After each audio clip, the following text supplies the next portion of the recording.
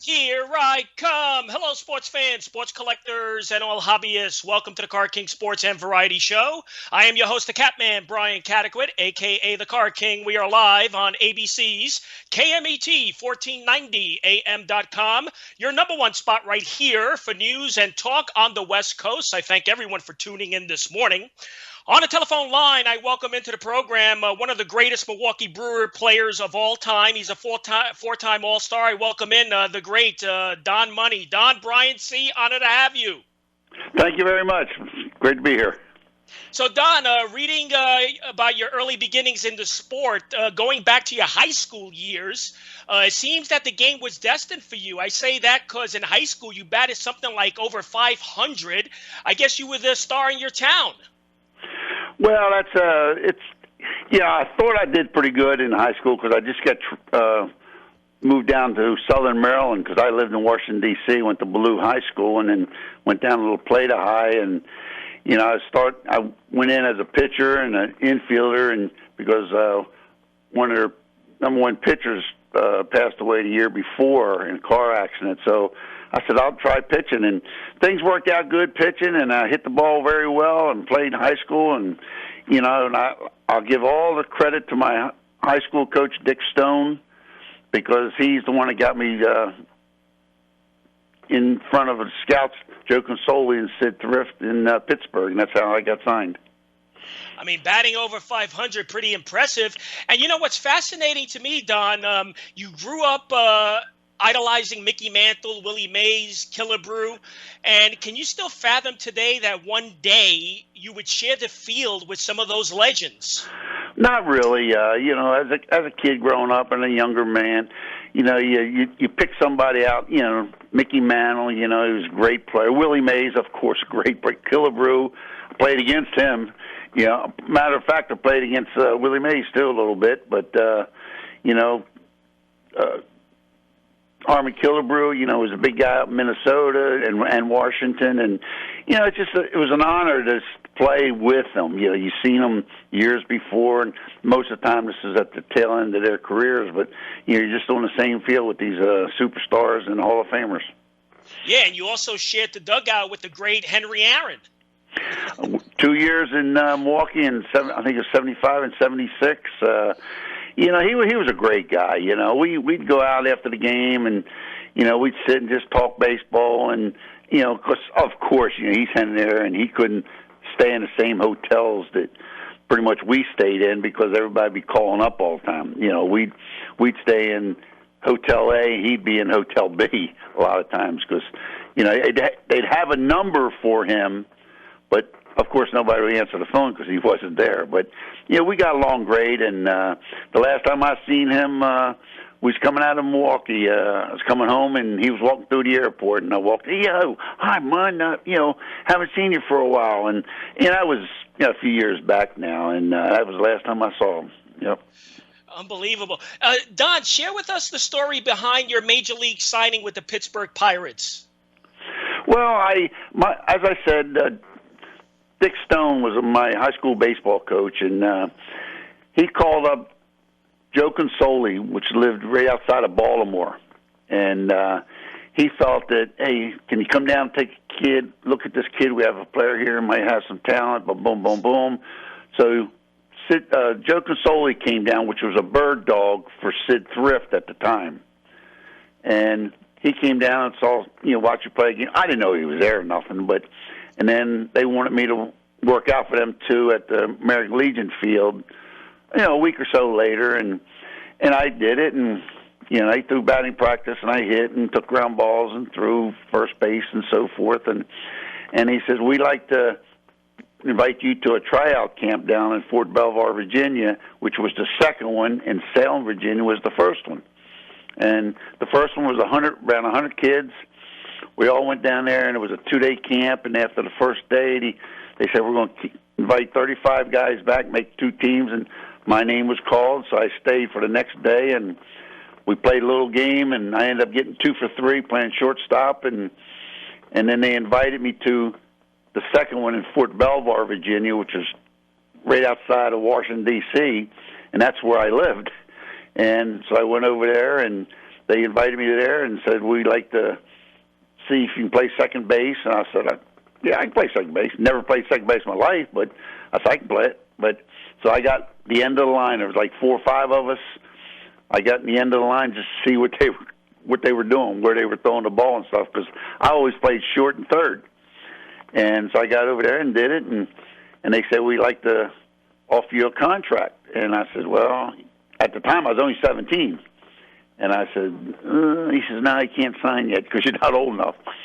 So they came down, and Sid Thrift come down, and I signed the first professional contract with Pittsburgh on the hood of my father's 1960 Buick. Is that right? And got no money. That was the first year of the draft. I was 65. Got no money, and my father, he was old school, and he would just say, hey, you don't have to give him no money. Let him earn it. You know, whatever he gets, he earns. You know, so, and that's what I did, and signed for nothing. Went and played, and my career started about 2 or 3 weeks later. And, you know, Don, you mentioned Sid Thrift. We got to remember, but he was hailed by the Sporting News as one of the best teachers in baseball. Yes, he was. And, you know, he moved up in Pittsburgh's organization. He was, like I said, he was a head scout in the area. And then over the course of time, you know, I was playing now. I had already got traded to the Phillies. But he was moving up, and he was, I think they ran Pittsburgh like there was 4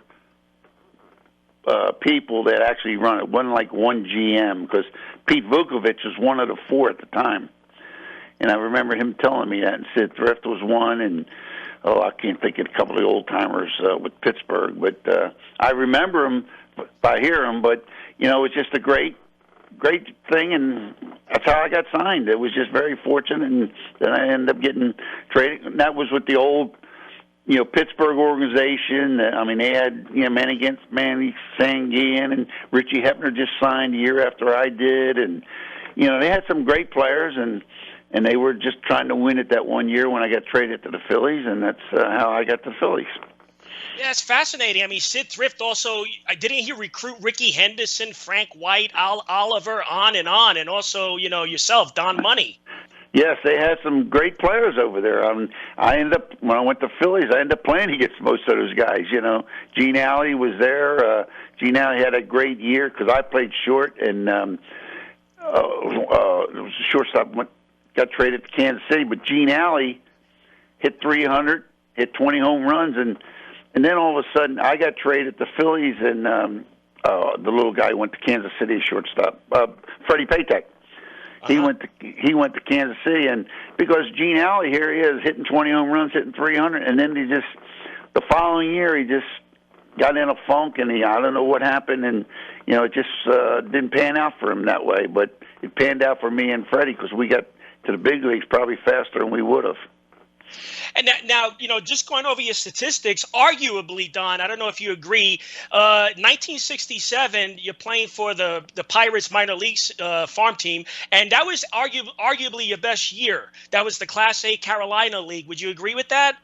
I would agree because I hit 300, I hit 16 home runs, I think 37 doubles, and, you know, it was just – and then I got traded that winter.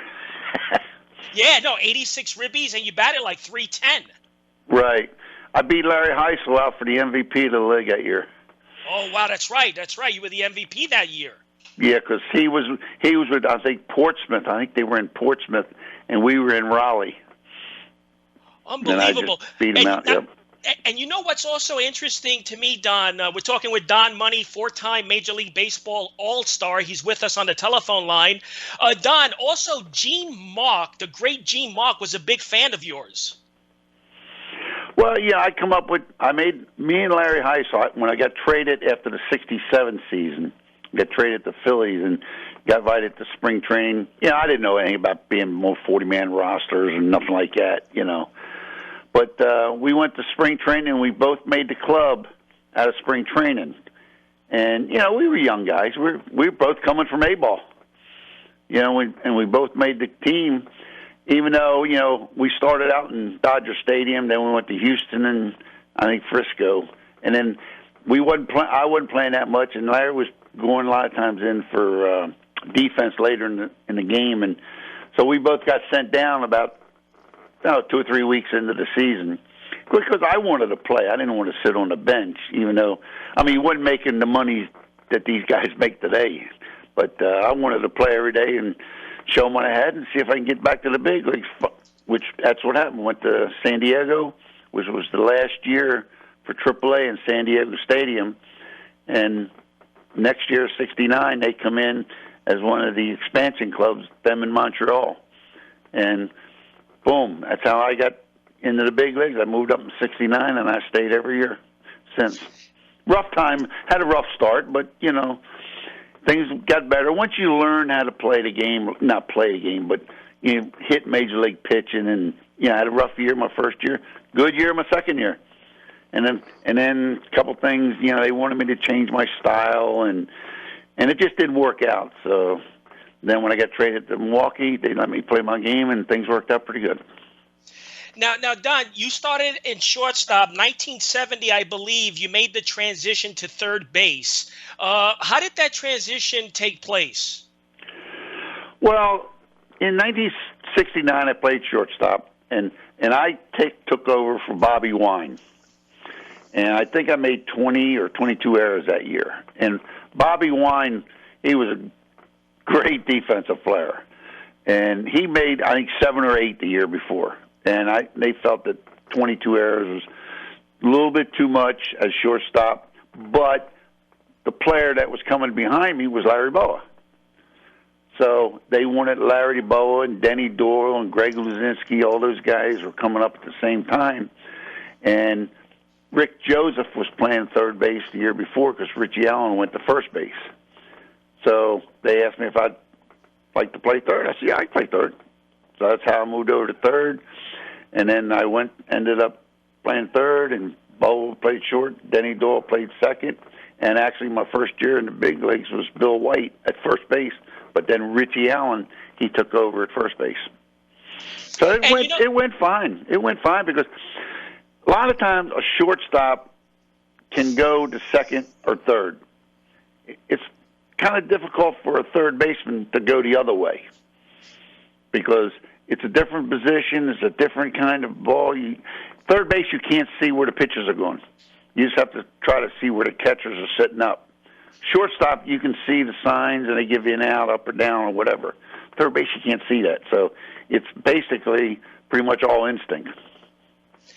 And, you know, Don, this is my opinion. I don't think many people realize how good of a defensive player you were. I mean, when you talk about the greatest defensive third basemen, you know, Brooks Robinson's mentioned, Greg Nettles, Clete Boyer. But, I mean, in 1972, you set a National League record, if I'm not mistaken, fewest errors by a third baseman, which set the mark, you know, during 163 consecutive games, errorless games, from July to September.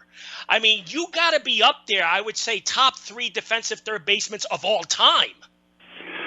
Well, you know, I really don't know where I'm at, to tell you the truth, because I'm not a computer guy. Because a lot of guys, they can punch that stuff right up on the phone and then say, oh, your record was so-and-so and so-and-so. Me, I can't do that. I know for 4 years in a row, I led both leagues. 2 years in the National League, I led it, which would have been 71-2 maybe.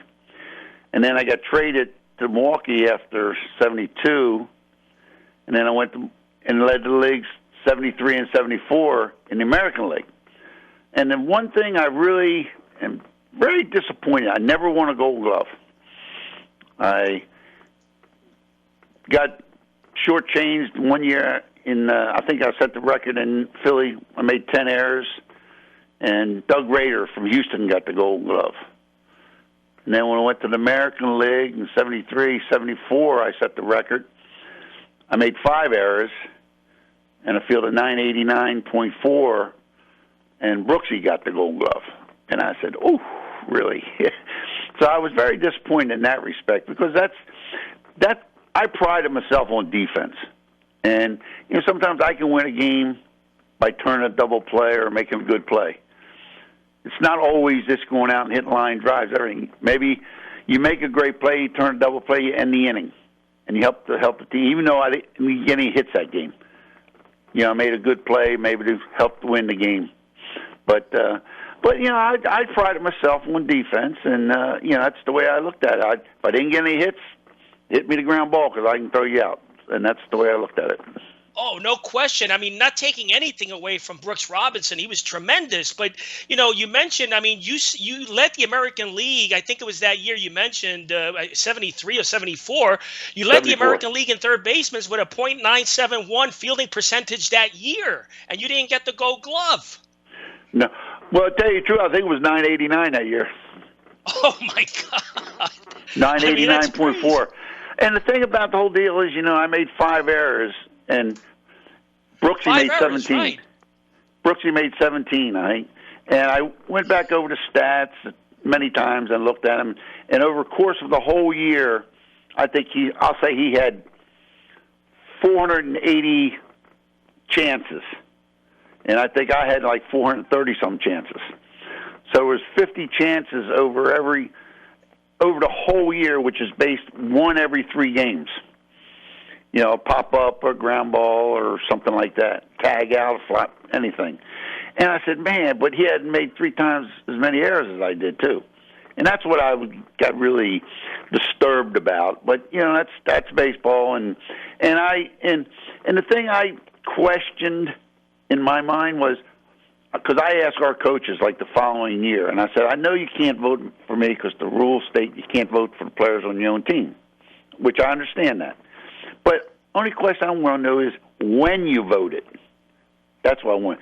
He says, and Joe Nossick was a third base coach at the time, and I asked him, he says, no, I think we all went out to dinners, I'll say like in New York. He's all the coaches got together because they got the memo from the league office. We need to vote for a Gold Glove winner at each position. He says, we all went out to dinner, and we said, let's knock this out. I said, well, did you have any statistics in front of you? How many games, how many errors, how many whatever? He said, oh, no, they just sent a memo out, and we're just going over the team. Okay, let's see, New York, Nettles. Okay, Baltimore, Brooks Robinson, Milwaukee, Money. We went over them all and says, okay, well, we'll go with Brooksy, not knowing the stats at the time. And that's the only thing hey, if you beat me out with stats, I don't care. That's why you play 162 games. But, I didn't do it, and that was in 74. And like I said, I led the National League 2 years in a row, American League 2 years in a row, and didn't win a Gold Glove. And the first one, Doug Rader got it. He made 20 errors, and I made 10. And the chances were about equal. But that's it was very disappointing in that respect. But you're right. 74, your fielding percentage was 989. The year before was 971. I mean, come on, those are remarkable numbers. Right. And like I said, I prided myself on it. And you just go out there and take ground balls. That's what I try to tell my grandson. He plays second, third. I said, buddy, you got to take ground balls. If you're weak on a ball to your right or a ball to your left, tell your coaches hit balls to your right, balls to your left. Don't keep hitting the ones you're good at. Hit the ones you have a little problem with. And that's what I always did. Sometimes I got in a funk. Sometimes, ball to my left, a half a step to my left instead of drop stepping. I'd cross over and I'd be too far out of whack. Man, that's not comfortable. So I told him, just hit me ground balls one step to my left and let me make the adjustment I have to. And it worked out, and all of a sudden you get back in the routine and you just go about your business. Yeah, I mean, your fielding attributes. I mean, you were great in the PCL league. I mean, didn't you win the best defensive player, the best defensive infielder in '68, I believe? Yes, I did. So yes, it goes way back to '68. Now, is it true that they had a nickname? Well, I hear thousands of fans at that time were disappointed you didn't get the Gold Glove. Is that true? I tell you the truth, I don't know. I couldn't tell you. I mean, I would think a lot of people in Milwaukee were disappointed, in '74 when I set the record. But because, as I pointed out, and we played, and I'll tell you, Brooks Robinson, Nettles, in our field in Milwaukee County Stadium I mean, I know they did the best they could, but wasn't one of the best playing surfaces. And I remember Brooksy and Nettles coming in, and they'd be out there, Don, how do you catch anything on this field? I said, very carefully, because it was really a rough infield. The dirt was not like today. These fields today are, immaculate. I mean, there's no bad hops in these babies, boy, because they dragged the field every 3 innings, and when I played, they dragged them in the 5th inning. That was it. And if you had a high-scoring game, you had all kinds of footprints in front of you at third. But that's just the way it was, and you didn't think about it. You didn't think about it because that's the way the game was played, and now they just put the moisture in the field and keep it damp and drag it every 3rd inning, and it helps the players out, which, hey, if they helped us out too, but that's just the way it was back in those days. Well, one of the things that baseball and the fans did right, Don, was selecting you 4 times to the Major League All-Star game. How was that experience like for you, your first All-Star appearance? Well, my first one was in Pittsburgh. I think it was 74, but I didn't play because I got appointed to the last day. I think Bando got hurt. As a matter of fact, I was in Chicago playing. I told my wife, I said, Sharon, I won't be home tonight because I'm going to Pittsburgh to be in the All-Star game. And she said, really? He said, yeah, because Sal got hurt, playing the last Sunday before the All-Star game. But then I was the first Brewer to be elected to start in an All-Star game at second base in, 76 or 77, I think it was. And I went out there and started the game, and then Robin Yount, he got to become a starter and so forth after that. He got voted by the people, but I was voted in starting second baseman by the people throughout the country. So, that was a big honor there. And quickly, you mentioned Robin Yount. How was a young Robin Yount? Was he that good as people say he was? He was great. He was a great kid. I remember I was there in 73. I think he came up in 74. And he was 18, and he signed the year before. He played a short season, did well, and then we were just a young organization. I mean, the team came from Seattle, and they came there in 70, and I went there in 73, so it was only 4 years old, and it was had a lot of young players, and then as we got older, as I got older, Robin, he come up when he was 18. I was 24, I think. And I was one of the older guys on the club at the time. And it was just one of those things, and Robin just fit right in. I mean, he made a lot of errors, but, he threw a lot of balls he shouldn't have thrown, and if they're not picked at first base, you get an error on it.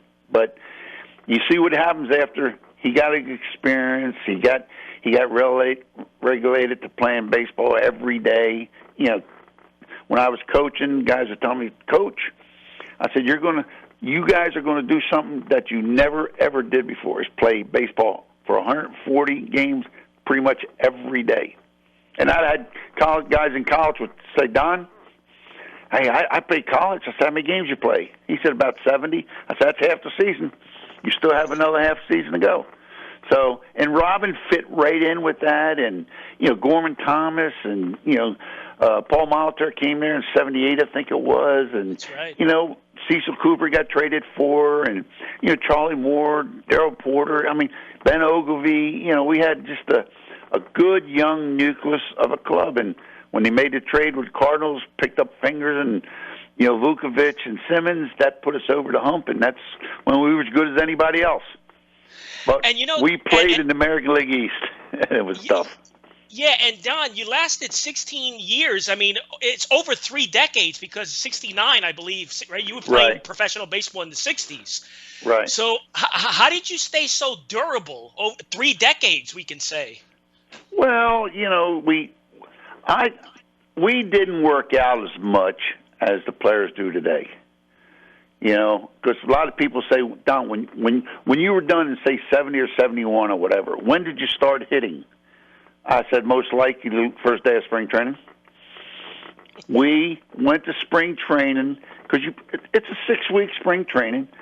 You get ready to open the season on April, say, 1st or 2nd or whatever, and you work your way up to it. Now these guys, they start hitting 2-3 weeks after the season's over. and they hit all winter, and they go out and work out all winter. And a lot of times I just question, a lot of times these guys a lot of guys getting hurt on freakish things. And I said, maybe they're working out a little too much. And we didn't do that back in our day. You know, I'm not saying guys didn't go out. I used to play racquetball. That was my workout during the wintertime. Because when I signed my contract, they said, well, no skydiving, none of this. I said, don't worry about skydiving. No. I said, I have to be able to play something, either basketball or racquetball. He said, well, play racquetball then, because they didn't want you to get hurt during the wintertime. And then we would go to spring training, and you work yourself up to the start of the season. And today's, they pretty much want you. It's a little different. Stars today, they get one at bat, first 4 or 5 games, and they're done. They're walking off the field, third inning. And then they build up to it. You know, we might have got 2 or 3 at bats. We'd play 4 or 5 innings and build up to 9 innings towards the end, and then right at the end you'd maybe play about a half a game. So it's changed in that respect. Now I got a few seconds left, Don. Last question: how special it is to get inducted into the Brewers Hall of Fame? Oh, that was an honor. I love playing in Milwaukee. People were great. They really followed me. You know, even when I went there, I was struggling my first year, and I said I got to make some changes, and things went perfect. And the people really took to me, and I took to them. It was a nice blue collar city. We'd see the people tailgating, driving into the ballpark at 10 in the morning, and after that day game, they'd be out there at 5 o'clock in the evening, having a good time. So it was really an honor to be, you know, voted in, and you know the people voted for you, and the you know, just not to have your name and picture on the walls out there. I really enjoyed it. Well, listen, it was really an honor for me. I appreciate your time, and you know, thanks again for coming on. All right, my pleasure. Thank Thanks, you. Don.